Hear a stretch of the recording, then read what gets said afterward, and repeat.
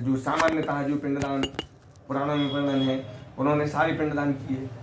अब जाके वो इलाहाबाद से लेकर के गया जी तक पिंडदान करे। तीर्थों से होकर लौटे, जब वापस आए तो रात्रि में विश्राम किया। घर में कोई और था नहीं, अकेले ही थे, तो वो आके छाती पे चढ़ गया। तो अब ये भी एक सोचने का विषय है कि इतना तपेश्वरी प्राणी, अगर कोई सोचे कि हम तो हनुमान चालीसा का पाठ करते हैं, हमें भूत प्रेत कहाँ, या हम फलाना पाठ करते, नहीं, ये घर के लोगों के लिए बंदिश नहीं है। क्योंकि घर के जो प्रेत होते पितृ प्रेत योनि में हो, उनके लिए कोई नहीं रोक सकता, कोई मंत्र नहीं बने आज तक, क्योंकि उनका अधिकार है आप पर, रोम रोम पे अधिकार है। तो वो आगे एकदम चल बैठे, तो ये दब गए। जब दबे तो छटपटाए और उन्होंने बहुत कोशिश की कि मतलब हम उठें, लेकिन उठ ही नहीं पा रहे थे। तब उन्होंने अपने इष्ट को ध्यान किया और फिर मंत्रोच्चार किया, तो उसका बल कम हुआ धुंधकारी का, और जी उठकर बैठ सके। और जब उठकर बैठी तो कमंडल पे हाथ पहुंचा और चुल्लू में जल लेकर के वो छिड़का सीधा, मंत्र पड़ गया, कौन है तुम, सामने प्रकट हो, बात करो। तो उस जल के प्रभाव से, स्पर्श से वो प्रकट होकर के बात कर पाया। नहीं तो प्रेतों में बात करने की क्षमता नहीं होती। तब उसने बताया कि भाई मैं तुम्हारा भाई धुंधकारी हूं। तो बोले भाई मैंने तो तुम्हारे सारे पिंडदान वगैरह किए, तू तरा नहीं। तब धुंधकारी कहता है कि सामान्य पिंडदान सामान्य लोगों के लिए होते हैं। अब यदि किसी के पापाचार अधिक हो या पुण्यहीन ना हो और ऐसे इस प्रकार की स्थिति जो हमारी बनी, ऐसे लोगों के लिए ये पिंडदान पर्याप्त नहीं है। इसके लिए आप कुछ और उपाय करिए। तब फिर गोकर्णी जी कहते ठीक है, अच्छा अभी हम थके हैं, हमें आराम करने दो, सुबह उठकर हम विचार करते हैं। तो सुबह ब्रह्म मुहूर्त में उठे, 4 बजे स्नान करके वो फिर अपने सूर्य को इष्ट मानते थे, सूर्य का आह्वान किया। सूर्य भगवान आए, उनसे एक प्रश्न किया कि हमारा भाई सारे पिंडदान करने के बाद भी प्रेत योनि में क्यों है और उसका उद्धार कैसे होगा। तो फिर उसके उद्धार के लिए उन्होंने बताई भागवत, कि तुम भागवत सप्ताह ज्ञान यज्ञ करो और उससे उसका उद्धार होगा। तो भागवत एक वो, हाँ भागवत एक वो विषय है कि मतलब ज्ञात अज्ञाता नाम, जिन्हें हम जानते हो या जिन्हें नहीं जानते हो, जो हमारे 150 पीढ़ी तक के यदि कोई पुरखा हैं प्रेत योनि में, यदि वो हमसे आशा रखते हैं तो हम उनका उद्धार करते हैं, उन सबका उद्धार हो जाता है। अभी हम गए थे वृंदावन में, हमारे भैरवी साहब के यहाँ भागवत की, हमें हर चीज उससे हमने एक ज्ञान लिया कि ये चीजें अगर ठीक है, स्थान है, आप वहाँ को उस स्थान को अपने वहाँ भी बना सकते हैं श्रद्धा लेके। अगर आप में नहीं है तो वहाँ वो भी फीका लगता है। वरना सब किया, खूब खर्चा किया, सब किया, मतलब उनमें ऐसा हमें नहीं लगा, क्योंकि वहीं पे अगर जैसे हम पहुँचे तो अपनी व्यापारिक बातें चालू हो गई, ये बातें चालू हो गई, कुछ बातें चालू हो गई, या कोई और चीजें आ गई, या किसी की बुराइयाँ आ गई। तो इन जगहों पे अगर इस तरह का वो चीज भी हमें नहीं लगी। तुम ठीक है वृंदावन में उस जगह पे बैठे तीर्थ में, परंतु वो भी हमें नहीं लगती है। वहाँ पंडित कर रहे हैं, सब कर रहे हैं, ज्ञानी है, परंतु उनका अपना चमत्कार अलग वो है और उनका अपना अहंकार है। अगर पंडित में भी अहंकार तो वो भी नहीं लगता मुझे। बिल्कुल बिल्कुल सही है। अगर पंडित में अहंकार है उसको अपनी अगर यजमान की चिड़िया वो नहीं है। बिल्कुल बहुत सही, परफेक्ट बात करी आपने, क्योंकि यजमान का कर्म, श्रद्धा और पंडित का धर्म व कर्तव्य, पंडित को क्या करणीय है और उसके नियम, और यजमान को अपने नियम समझा, और नियम पूर्वक जब कोई भी कार्य होता वह सतत सिद्ध होता, सफल होता। जैसे कि लाइट का विषय है, अगर तो जब अर्थ फेस दोनों हों तभी बल्ब जलेगा या लाइट जलेगी, कोई भी उपकरण चलेगा। अब अगर फेस है, सारी चीजें हैं, वो बढ़िया वोल्टेज से आ रहा है, लेकिन अर्थ नहीं है तो कैसी कार्य चलेगी। भाई पंडित कितने भी मेहनत कर ले और अगर यजमान की अश्रद्धा हुई तब कार्य नहीं होगा। और यजमान कितना भी श्रद्धान्वित हो और यदि पंडित को पात्र है या अहंकार हो गया तो फिर तो भी कार्य सिद्ध नहीं होता। इसके लिए दोनों के लिए श्रेष्ठ सुपात्र होना अनिवार्य बताया। वहाँ हमने जो ज्ञान लिया तो हमें एक ही चीज कि सब कर रहे हैं या किसी चीज का वो लेके चल रहे हैं। और अगर जैसे हमने ये देखा है कि ठीक है पूरा परिवार यानी आपके 4 भाई है, हमारे 5 बेटे हैं, तो 5 ही आगे बैठे हैं। हाँ और अगर हमारे पूजनी आ गए, हमारे बहनों भी आ गए, या हमारे वो आ गए, फूफा जी वो आ गए, हम उनको सम्मान नहीं दे पा रहे, तो हमारा वो भी काम गलत हो गया। बिल्कुल सही कहा, क्योंकि अभ्यर्थियों का हमने सत्कार बैठे करना। हैं, हमारे बड़े भी आ गए और हम उनको यानी आगे नहीं देगा। हाँ और हम अपने अपने स्थानीय से नहीं उठे, हम अपने अहंकार में यहाँ वहाँ हो गए। हाँ, तो वो गलत काम है, नहीं लगी। वो गलत है। वो हमें नहीं, काम लेकिन हुआ। पूजा क्योंकि अपने ज्येष्ठ श्रेष्ठ का सम्मान करना भी शास्त्रों में बताया है। जैसे मान के चलो आप किसी अच्छे श्रेष्ठ गुरु ने आपको मंत्र दे दिया, अब आप जाप कर रहे हो और आप जाप में लगे हो, और यदि उसी समय आपकी माला पूरी नहीं हुई और उसी समय पिताजी की आवाज आती है फलाने, और आप सोचो कि मैं तो मंत्र जाप कर रही हूँ, मैं क्यों बोलूँ, तो वो दोष हो गया। आपको तत्काल हाजिर जवाब, हाँ पापा थोड़ा जाप कर रहे, और जब ये हाँ ठीक है कर लो, बात बन गई। और आपने सोचा कि नहीं मैं अपना नियम क्यों तोड़ूं, मतलब बैठा हूँ, वो दोष है। जैसे कि रामायण में एक बहुत अच्छा प्रसंग आता है, वो आपने सुना होगा, कथा सुनी होगी। एक शिष्य बैठा जाप कर रहा था, अब उसके गुरु आए उसी मंदिर में, तो वो बैठा जाप करता रहा। उसने सोचा हम तो नियम के अनुसार हम क्यों उठे, तो उसने न उठे न उसने सिर्फ हिलाकर भी अभिवादन किया। भाई जैसे अगर कोई आया और अपन जाप कर रहे, तो कम से कम सिर से तो अपन ऐसा कर ही सकते हैं, माला अपनी जगह है, वो चल रही है, मंत्र भी चल रहा है, लेकिन सिर हिलाने में कितना वो लगता, लेकिन उसने वो भी नहीं किया।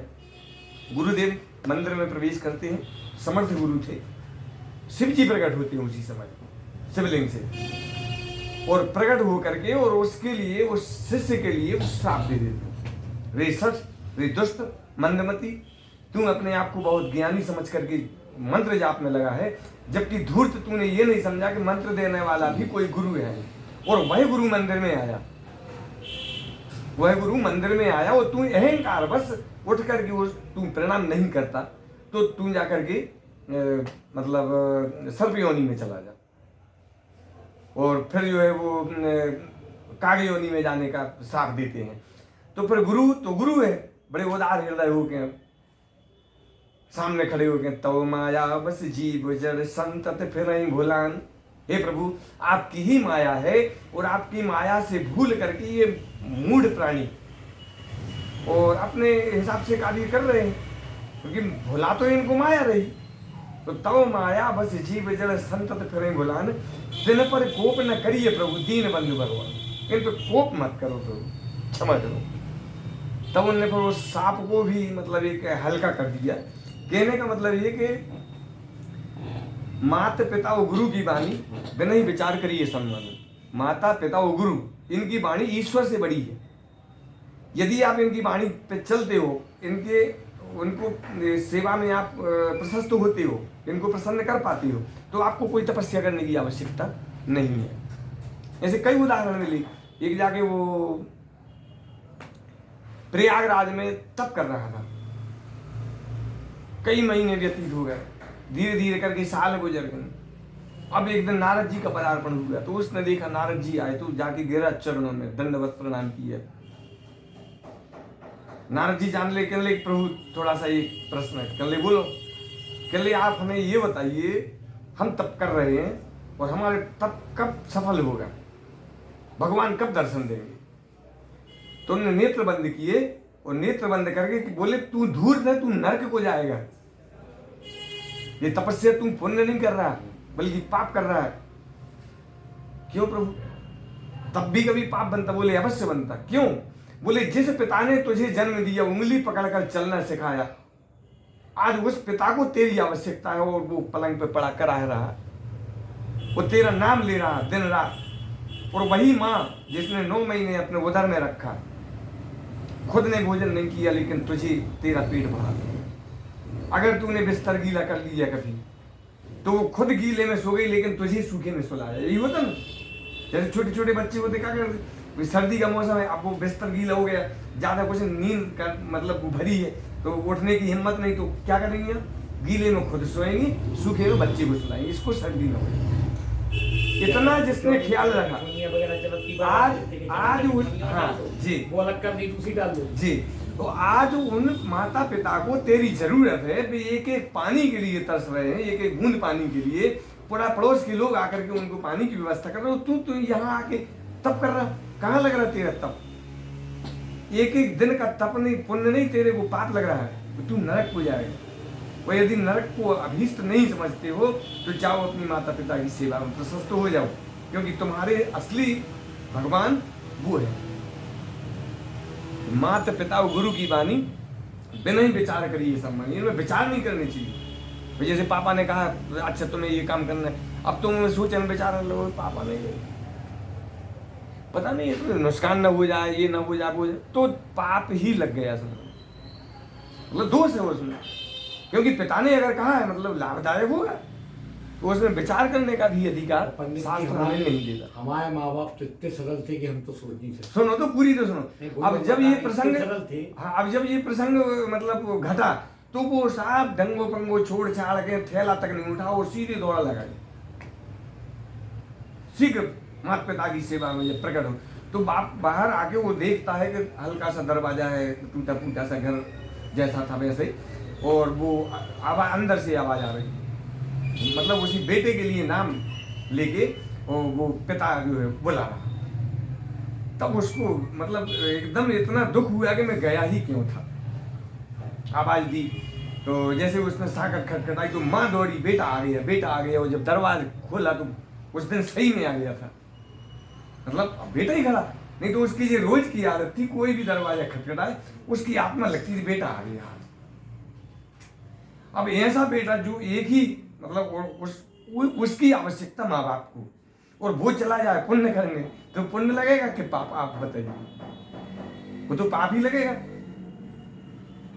क्योंकि ये सर्वप्रथम धुरी है माता, सबसे प्रथम माता, दूसरे नंबर पिता और तीसरे नंबर गुरु, जो ज्ञान देता है कि बेटा माँ बाप भगवान है। भाई ये चीज हमें गुरु ही से सीखने को मिलती। तो तीसरे नंबर गुरु, वो बताएगा कि भगवान कैसा है, माता पिता की सेवा का महत्व क्या है, भगवान की महत्व सेवा का या मंत्र जाप कैसे करें। तो पहले माता, दूसरे नंबर पिता, तीसरे नंबर गुरु, चौथा नंबर आता है भगवान का। अच्छा, उसके अलावा फिर पांचवा और छठवां नंबर फिर हमारा संसार भर का है, पितरों का भी है, अपने पड़ा पड़ोस का भी। अगर कोई पड़ोसी भी आवाज दे रहा तो भैया हम सब काम से निवृत्त हो, उसकी भी सुन लो, काके रवि। अगर कोई कष्ट में है तो उसका भी निवारण अगर हम कर सकते हैं तो करें। तो पांचवा और छठवां नंबर जो है तो फिर संसार का।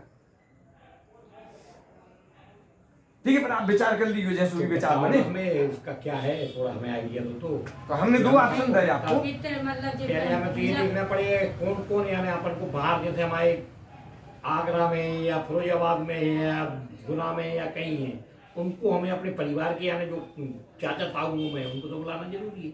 हमारा भाई होगा ठीक है, हाँ। कजन भाई भी है, हाँ। वो भी है, उनको भी बुलाना है, एक बाबा दो बाबा। हाँ, उनकी हम बता रहे हैं ना कि अपन जैसे अपने हमने आपको सलाह दी सर्वप्रथम श्रीमद् भागवत कथा की। कथा होता है उसमें मूल पाठ भी होता है, जाप भी होता है, और पितरों का संपूर्ण उद्धार उसमें उसके अनुसार हो जाता है यदि अपन कथा करते हैं। हाँ। और यदि अपन कथा करते हैं तो उसमें अपन प्रथम दिन से ही संपूर्ण रिश्तेदारों के लिए आवाहित करेंगे, आप आइए, कथा हो रही है, और अपन पितरों के निमित्त कर रहे हैं। और प्रतिदिन पूजन होगा, और प्रतिदिन पिंडदान होगा उसमें रोज, मतलब थोड़ी सी खीर बनती है वही पिंड वाली, और प्रतिदिन पिंड दान करके और वो गौ के लिए खिला दिए जाते हैं। उसको सिराने को नहीं जाना रोज रोज। भागवत में ही सब कछुआ जाते हैं। हाँ, उसमें सब होता है। तो सुबह से दोपहर तक में जी पाठ होता, पिंडदान वगैरह होता, पूजन होता, पितृ तर्पण होता, और दोपहर के बाद मध्याह्न की बाद में कथा होती है। ये सबकी फोटो लगाई जाती है, हाँ की जाती है। जी, हो गया कथा करके सर। अब यदि आप अगर नहीं होती ना उनके नाम की और हो सब पूरा वो तो रजिस्टर पे नोट किया जाता है। ये नहीं है जरूरी कि आप फोटो ही ढूंढो, अपनी मिल रही फोटो नहीं, फोटो नहीं, वो तो नाम गोत्र। वो आप कह रहे हैं ना, तो फोटो तो अभी चल गई। ये चीजें कि नहीं, हमने फोटो में लगी देखी है ना। नहीं, फोटो। फोटो बिल्कुल नहीं बटोरना। फोटो सिर्फ आप अपने माता पिता की है तो वो रखना। संपूर्ण कुटुंब की फोटो के लिए हम बिल्कुल परामर्श नहीं देते, और एक बात क्योंकि और फिर बाद में क्या करोगे उन फोटो का। जैसे हमारी मम्मी पापा या भाई बहन है, हाँ। इनको हमें थोड़े उसमें रखना है। बढ़िया है। इनको सामने नहीं, एक उसमें भी रखना है। हाँ, ठीक। दूसरी चीज एक और है कि जैसे मान लो अपन सबकी फोटो रखते हैं, अब रख लिया अपन ने, उनका उद्धार कर दिया। तुम हमें भूल जाओ, हम तुम्हें भूल जाए, बस भगवान का भजन करना। अब हमें अपनी जिंदगी देखना, आपका उद्धार हो गया।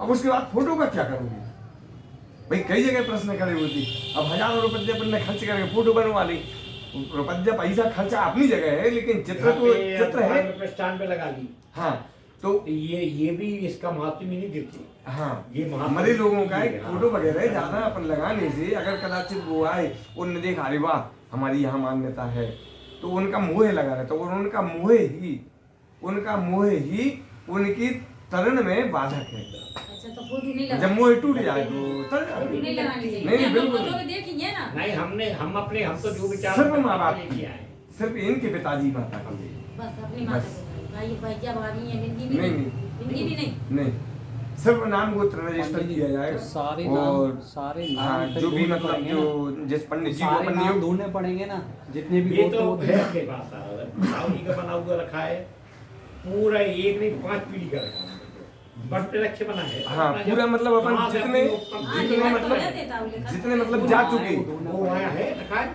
फूफा फूआ, नाना नानी, मामा मामी, ससुर, इन सब में से जो ऊपर जा चुके उन सबके नाम रजिस्टर में लिखे जाते हैं।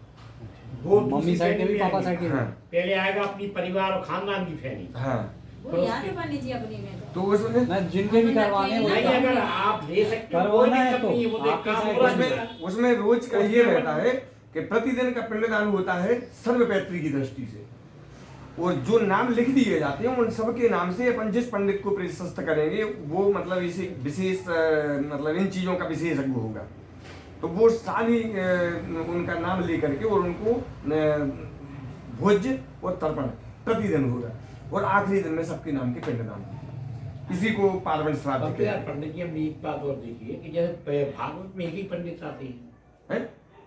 भागवत करने जैसे एक ही पंडित जी आते हैं, ऐसा क्यों? नहीं, उसमें ये है, अगर कोई कहे कि हम 7 दिन में 18,000 श्लोकों का पाठ कर लें, आप समझ सकते हो इस चीज को, नहीं कर सकता, कर सकता कोई? 12 स्कंद इतनी बड़ी भागवत, और 7 दिन में 3-3 घंटा भी अगर लगातार फास्ट पढ़ने वाला अगर बैठे तब भी एक पंडित 7 दिन में नहीं कर सकता। नहीं, वो ही हमने देखा है, हमने देखा बता रहे हैं आपको। आपने उसके जैसे- लिए हमें कम से कम 2 जैसे पंडित चाहिए। यादव होटल के सामने हुई थी, हाँ। कितने पंडित जी थे आपको तो क्या? वो आजकल भाई साहब सबसे ज्यादा कथाओं के नाम पे क्या चल रहा, धंधा। यहाँ हमने जब भी की तो हमने क्या सिस्टम अपनाया, भैया हमें रसीद बंदी नहीं, आप जैसे महान लोगों का सत्संग संसर्ग मिल गया, आपने कह दिया पंडित जी आप तो किराने का सामान पर्चा हमें दे देना, बैठे पापा, वो कम से कम हम मतलब ये मान के चलो कि 15-20 साल पुरानी बातें कर रहे हैं, वो जब हमने अनुष्ठान कार्यक्रम किया तो पूरा सामान यहाँ से लग के गया।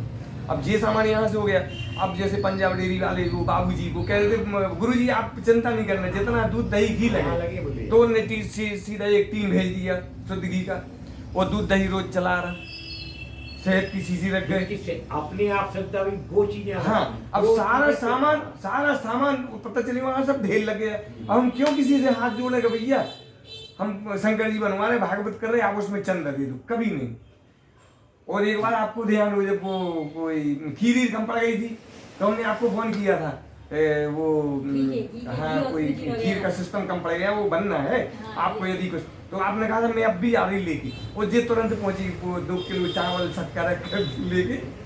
तो ये है, अब इसमें आदमी को खुशी होती है कि मैं जो दान हम कह रहे 10 साल पहले की आज आपको याद तो है, लगा तो ये आत्मा में बैठती हैं चीजें। हाँ, हमें ये मालूम है कि हम बचपन से हमारे जैसे अपने हमारे हाँ। पिताजी ने कभी धर्म को नहीं देखा, उनने अपने कर्तव्य देखे, बस उनने ये देखा है कि ये आदमी हमारा ये ग्राहक परेशान है, हाँ। और हम लोगों के पास पैसा मांगने चले गए, उन्होंने कहा नहीं अब छोड़ दो को, जब वो हो जाएगा वो अपने आप दे जाएगा।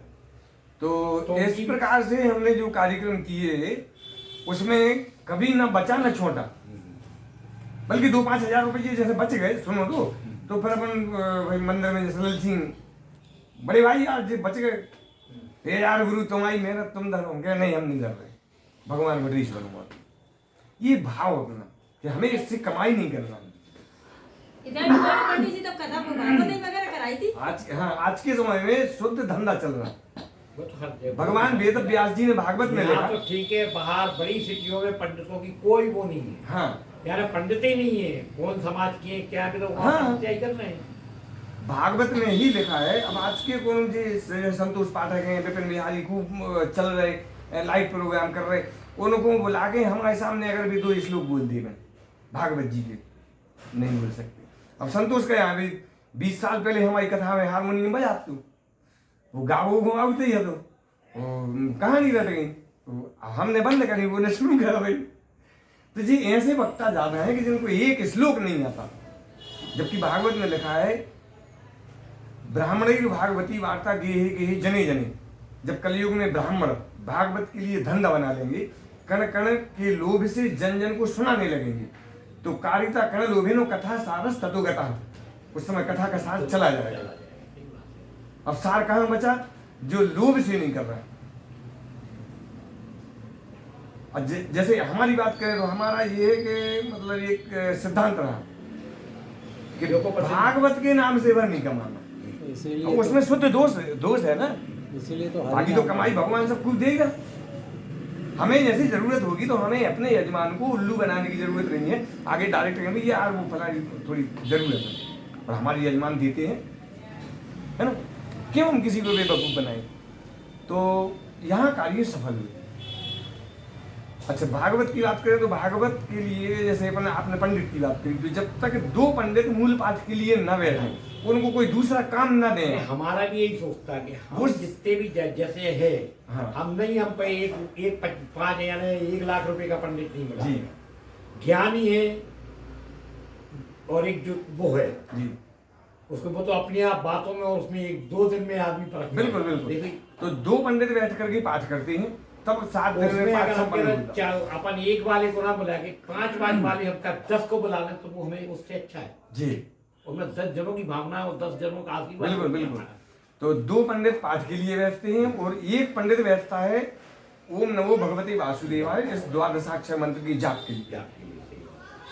उसको एक निर्धारित संख्या दी जाती है कि आपको इतनी इतनी संख्या में परडी का जाप करना है, ताकि भागवत में जो पाठ चल रहा यद अक्षरम पद भ्रष्टम मात्राहीनम चेत भवि, भाई ऐसा कोई पंडित नहीं है जो मात्राहीन न हो जाए, पदभ्रष्ट न हो जाए, या कहीं वो उच्चारण में अशुद्धि न हो जाए।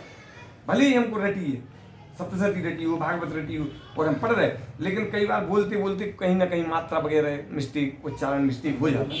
तो इन समस्त दोषों को खत्म करने और कार्य को सफल बनाने के लिए है ओम नमो भगवती वासुदेवाय का जाप। तो तीसरा पंडित उसके लिए बैठाया जाता है, और चौथा जो होता है वो व्यास, उसका काम सिर्फ कथा बोलना है। अच्छा, इसमें अपन एक बात और करें कि कथा की अगर जैसे कोई कहे कि हम 7 दिन में पूरी कथा सुना दी, तो समझ लो बिल्कुल 100% झूठ बोलो, क्योंकि भागवत को अगर कोई साल भर भी लगातार सुनाता रहे तो पूरी होने वाली नहीं। संपूर्णता कहाँ से आती है? मूल पाठ से। 18,000 श्लोकों का मूल पाठ हो गया तो वो संपूर्णता हो गई। अब आपको कथा का पुण्य फल प्राप्त हो, ईश्वरीय भक्ति आपके हृदय में जागे, आपके अंदर करुणा उत्पन्न हो, भक्ति जागृत हो, उसके लिए है कथा के मुख्य मुख्य प्रसंग। सही, कथा के जो खास खास प्रसंग हैं वही सुनाए जाते हैं, इसमें भावना ज्यादा। अब जैसे आजकल कुछ कथाएं ऐसी हैं कि जिनको सुनाने की आवश्यकता आज के समय में है। कुछ पंडित लुटेरे जो शिवजी के नाम से सोना चांदी चढ़वा रहे हैं, जबकि शिवजी के लिए ऐसा कहा है भागवत जी में, जो मोहिनी अवतार धारण किया विष्णु जी ने, तो उस समय देवताओं ने भारी प्रशंसा करी शंकर जी के सामने। अरे कह ले आप थे नहीं, कह ले बहुत दिव्य रूप धारण किया भगवान विष्णु ने मोहिनी का। कह ले अच्छा, तो फिर उन्होंने आवाहन किया, कह ले प्रभु हमें अब वही मोहिनी रूप के दर्शन दो। कह ले भोलेनाथ अब आप कहते हो तो ठीक है, लेकिन यहाँ नहीं। बोले तो कह ले कहीं वो वन में चलते हैं, तो भी एकांत में लोग आ गए। अब वहां जाके उन्होंने फिर से मोहिनी रूप धारण किया, और जब शिव जी ने देखा तो अखंड सत्ता का महादेव और विष्णु जैसे सर्व मोहिनी का रूप धारण करे, मोहित हो जाए तो कोई आश्चर्य की बात नहीं। शिव जी मोहित हुए, और जब शिव जी मोहित हुए तो आलिंगन करने के लिए दौड़ते, मतलब उनको अपने गले से लगाने के, और विष्णु भगवान समझ गए कि इन पे अब मतलब माया पूरी चले गई, तो वे छुपते छुपाते वो दौड़ लगाते। तो मतलब कहते हैं कि एक घड़ी तक इन दोनों के बीच में ये खेल चलता रहा कि शंकर जी पकड़ने की कोशिश करते रहे और विष्णु भगवान छुपती रहे, और थोड़ी सी झलक देखा और फिर इधर छुप गए उधर छुप गए वृक्षों की वो लताओं की ओट में। आखिरकार एक जगह जब शिव जी को लगा कि बस आ गए पकड़ने, तो उन्होंने पकड़ा ही और विष्णु भगवान बोल गए, और विष्णु भगवान अदृश्य हुए और पता चली बाद में कि ये वृक्ष को पकड़े और वीर्य स्खलित हुआ, और जब वीर्य स्खलित हुआ तो वो जाके धरती पे जहां जहां गिरा वहां वहां सोने और चांदी की खदान पड़ी, उससे बना सोना, और सोने के का जो मल निकाला तो उससे बनी चांदी, और चांदी का मल निकाला तो उससे बनता है कांसा, और उससे बनता है, उसी से निकलता है पीतल, और उसी से निकलता है तांबा। ये 7 धातुओं की उत्पत्ति शिव जी के यहाँ से हुई। अब अगर कोई कहे कि शिव जी को आप सोना चढ़ाइए, जैसे आप लोग जो 16 सोमवार व्रत करते हैं तो शंकर जी बेलपत्री त्रिशूल चांदी के, ये पंडित जी पे आप लेते ही हम ले आए नहीं, आप ले आइए, तो वो चित्त ही नहीं है, पोथी में लिखी। जब पोथी में नहीं है, कोई पुराण में नहीं है, वो चीज़ क्यों फालतू सोनियों के घर भर भी जाओ। शुरू में जैसे 10-15 साल पहले तक हमारे पास जो बात रहे तो भाई अबे रखिए आप ले जाकर मजाज करवा लो, वही सोनी जो देत है बेचल रहे वही दे बच्चे में चांदी है ही नहीं है, शुद्ध धंधा चल रहा है। अब आजकल जैसे ये प्रदीप मिश्रा सांगरी जी तो और पता नहीं कितने प्रकार के भ्रम उत्पन्न करके अब उनको अपने भंडार भरने, है ना। तो आज के समय में इन कथाओं की आवश्यकता है। अगर ये कथाएं प्रवक्ता लोग बोलें, लोगों को ज्ञान हो, तो फिर लोगों को ये बात भेजा वैसे कि शिव जी की दृष्टि से कोई भी धातु पवित्र नहीं है। यही एकमात्र कारण है कि तांबे के लोटा से डायरेक्ट शिवलिंग पर जल नहीं चढ़ाया जाता। अब चूंकि अपने पास तांबे का लोटा है, ये पीतल का है, धातु तो है, तो क्या करें, तो मनीषियों ने विचार बनाया कि आप अपने हाथ पे डालिए और हाथ के द्वारा शिव जी को जल चढ़े। ये बाएं हाथ में लोटा लिया आपने और दाएं हाथ तोड़ेगा और दाएं हाथ से सीधा जल जाके शिव पिंडी पर गिर रहा। बीच में आप पान या बिल्व पत्र वगैरह ले सकते हैं निमित्त के लिए, लेकिन डायरेक्ट मत चढ़ाइए। तो आज के समय में कभी नहीं, उससे वज्रपात तुल्य कष्ट होता है, क्योंकि ये समस्त धातुएं आपने सुनी। हालांकि ये मतलब कथाएं ऐसी हैं कि ये भागवत में बोलने की हैं, वो भागवत ही की है। वो कौन भागवत करवे ही वाले पंडितों से पूछ लो तो वो नहीं हो, पता नहीं है क्या पढ़ी नहीं है की है यार। जैसे हमने एक उदाहरण बताया संतोष का, एक और भी वो प्रदीप पाठक करके हैं, एक प्रमोद दुबे सिविल लाइन, आज अच्छा कथाकार माना जाता। तो ये सब पहले शुरू से हमारे साथ में रहे हैं, कथाओं ने पढ़ी नहीं है, सुन के रट गई, वो कहानी रट गई, वो कथा सुन। जबकि उसका सिद्धांत है कि कथा आप जो बोल रहे हो तो कम से कम 1-8 घंटे में एक श्लोक तो बीच में आए, और श्लोक की फिर अन्वय व्याख्या सहित जब कथा हो, उसके लिए बुद्धिमान लोग सुनते हैं। अब आप जैसे लोग अगर कोई बदमाशों की कथा सुन पहुंच जाएगा, हमें पता है आप 1 घंटा से ज्यादा नहीं रुक सकती। ये आप मतलब जिनको ज्ञान है कि हम क्या सुनने आए हैं और हमें क्या सुनने मिल रहा। अब आप 1 घंटे बैठे, पता चली कि जो प्रसंग चल रहा है वहां से पंडित जी भटक गए और सास बहू के प्रसंग पे आ गए, संसार के प्रसंग पे आ गए, या चुटकुलों पे, दृष्टांत पे, वो संगीत में आ गए, तो इसमें सारा टाइम जो है अपना नष्ट कर रहे, तो आपका मन पर ज्यादा नहीं लगेगा। वो तो आपको ऐसा लगेगा जैसे कान में कोई प्रहार कर रहा है। बिल्कुल बिल्कुल सही कहा आपने। ये भी बात 30% आदमी रह गए, धीरे धीरे वो 30 की मात्रा 3 पे आ जाएगी। बिल्कुल। अच्छा एक चीज और है कि जैसे कथा का विषय है, तो या तो कथा करता है सुखदेव और या कथा करता है व्यास। जब हम 38 साल की हुई तो हमें अपने मन में लगा कि अब अपन को ये नियम पालन करनी चाहिए, क्योंकि 12 वर्ष के लिए कम से कम कथा का त्याग करें। तो 37-38 में हमने कथा बंद कर दी जी। लगभग हमने 2008 में माता बढ़िया के पीछे फंसम वही थी कथा, वो पप्पू तिवारी के सामने मैदान है, अच्छी घमासान जोर की कथा वही थी। उसके बाद वो आखिरी कथा, उसके बाद हमने संकल्प किया कि 12 वर्ष तक मैं कथा नहीं करूंगा। तो जिन पंडितों को ज्ञान होना चाहिए, पता चली वे पूछ रहे भज्जा कथा काय छोड़ दी, आप इतनी अच्छी कर रहे। तो उनको बताना पड़ा कि भाई ऐसा है कि या तो कथा करता है सुखदेव या करता है व्यास, दूसरे कथा को व्यावसायिक रूप नहीं देनी चाहिए। अब बीच में उम्र में जो आता है आदमी, तो ना तो वो सुखदेव बच्चा ना व्यास, पता चली पंडित जी फिर भी रहे। अब आज के समय में कोई छोड़े नहीं रहे शुरू में सुबह। पहले चकरा घाट पे आपने देखा है भी पंडित करती थी। सुनो तो फिर 2020 में 2008 से 2020 पूरे 12 वर्ष हो गए। फिर सैलिस की सरवानी को ये विषय मालूम है तो फिर उन्होंने फोन करो, कह लगे गुरु जी माताराम कथा की करें। हमने कहा यार कथा कहाँ है, कोरोना वोरोना की हल्ला चल रहा है तो आवे रह लो। कह लगे नहीं कि वो माताराम ने आपको बुलाओ है।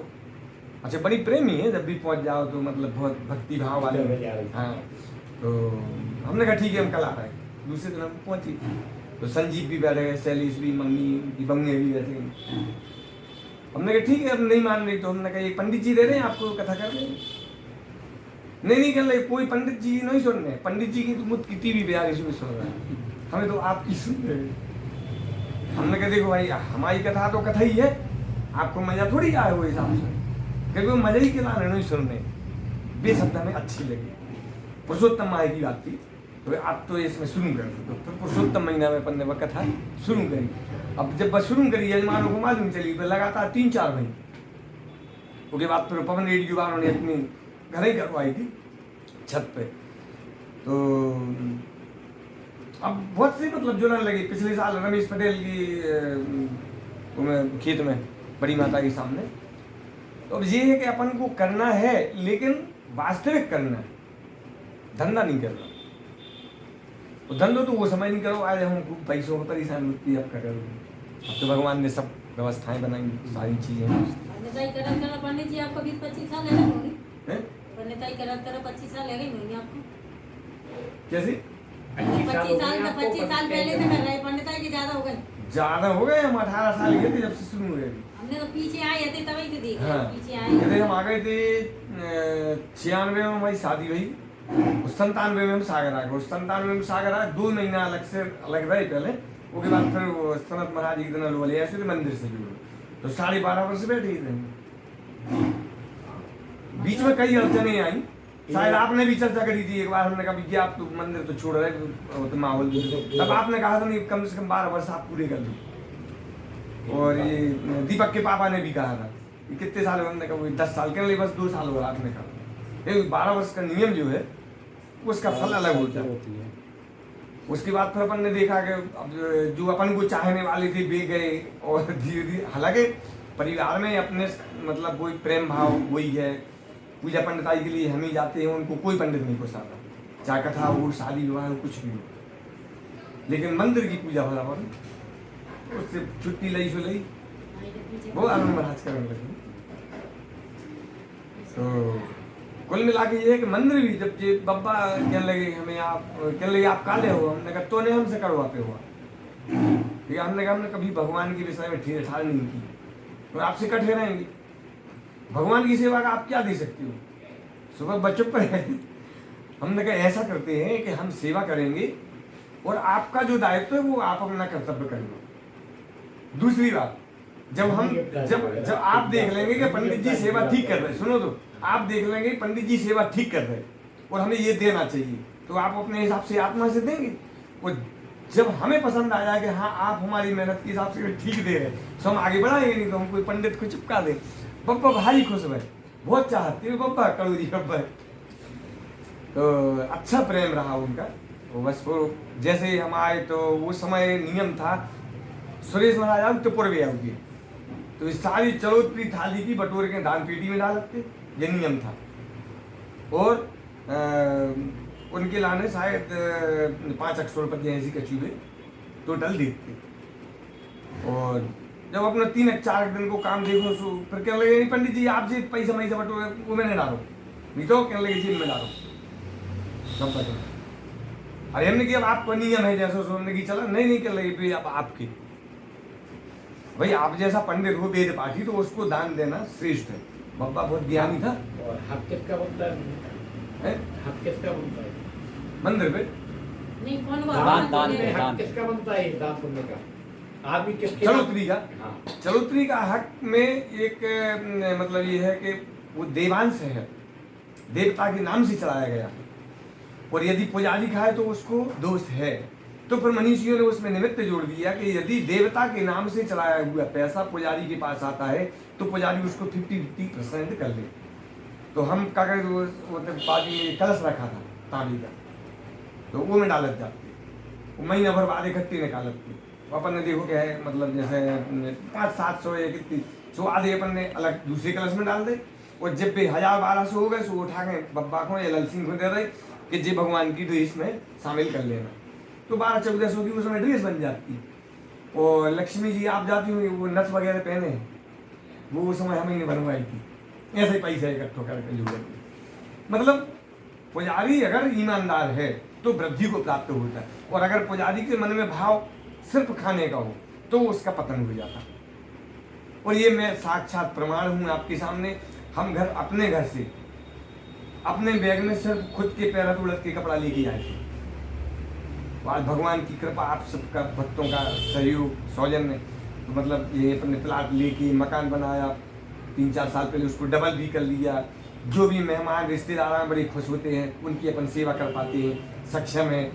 मतलब सारी चीज़ें भगवान ने यहाँ, न कोई सर्विस, न कोई धंधा, और न कहीं कोई डिमांड। मतलब हम जैसे जो मतलब शादी विवाह में आपने देखा होगा, वहाँ हम कभी पैसा नहीं मांगते, सिर्फ बताना हमारा कर्तव्य है कि भैया इतना बनता है। अब उसमें यदि आप कम भी दे तो वो सो भी हमें धरना, वो ज़्यादा भी दे रहे सो भी करना, क्योंकि अनिच्छा का दान मनुष्य का नाश कर देता है। ब्राह्मण ही नहीं, कोई भी मनुष्य हो, कि आप देना नहीं चाह रहे हो, हम जबरदस्ती लें, आपका भी नहीं फलेगा, वो नुकसान, हाँ नहीं फलता, वो नुकसान है। हमने कुछ करके दो, आपने हाँ। वो हिसाब से लो। वो ये ना कि लोभी गुरु लालची चेला। धर्म के कामों में दिल से श्रद्धा हो, कुछ भी जाए, हाँ, अगर आत्मा आपकी है तो अपने आप। पहले क्या हुआ है उसमें जब ये इनकी उम्र यानी जब हम 35 साल की एज तक हमने कभी भगवान को उसमें बोली हमारे पास है कि नहीं है। नहीं, आपने तो खूब शुरू से, जैसे ये मंदिर वगैरह में हमने शुरू से, हम जब से आए, हमें ये यही बात चल रही जी शुक्ला जी के वे कक्का वे आपकी मिलती नहीं, बैठी। इसके लिए तो ये पहले की हाल बात आ रहे। इसके पहले क्या हुआ कि एक हम जाते थे गौरझामा देवरी अपनी बाजार की, रास्ते में एक जगह हम बिल्कुल अपने चित्ता से निकल यानी हाथ पैर जोड़ते निकलते थे। एक बार क्या हुआ, उनकी घटिया के नीचे ही हमारी यानी पिताजी और हम पैदल आ रहे थे साइकिल पे, तो उनकी गाड़ी की हवाई यानी पंचर हो गई बात। अच्छा, अब हमने होते आगे हाथ जोड़े, अपनी यार अब देखो कैसे पहुंचे थे, कैसे पहुंचे। तो वहाँ से कम हमने जब 30-32 किलोमीटर साइकिल थोड़े आगे बढ़े तो यानी देख लो यार पंचर ही खत्म हो गया। वहाँ हम लोग श्रद्धा जागी तो हम 3-4 दिन में जाते थे। कभी समय वो मड़िया को हम लोगों ने बढ़िया यानी बीच में, अगर आप कभी बरमान गए हो बीच में पड़ती सोती के आगे बाबा का मंदिर, वहाँ हम लोगों ने जैसा बना उस टाइम पे काम कराया, वो बन गई।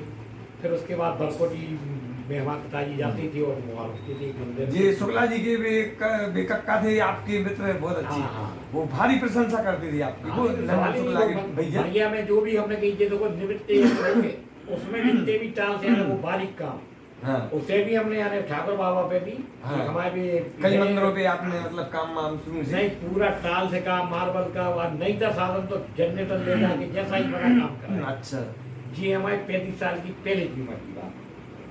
मतलब धर्म में आपकी शुरू से अच्छी श्रद्धा रही है। हमने फिर उसके बाद हम बरकोटी भी जाते थे।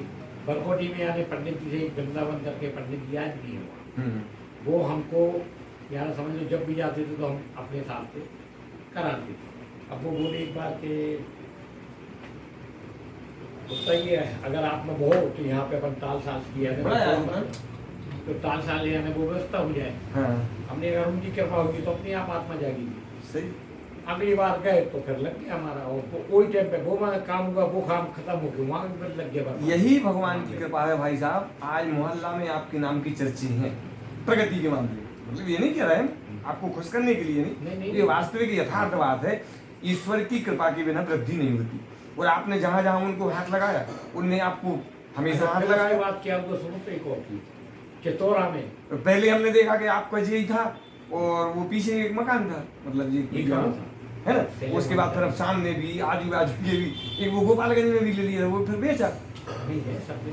हाँ, कोई चीज लेके हमने आपसे और शायद अब ये स्थल भी का भी मतलब ले लीजिए, जिसमें आप बैठते कभी कभी दुकान में। ये छोटा वाला बैठता है? है, छोटा वाला बैठता है। हाँ ये तो बाहर है ना, ये तो अच्छा। भोपाल है।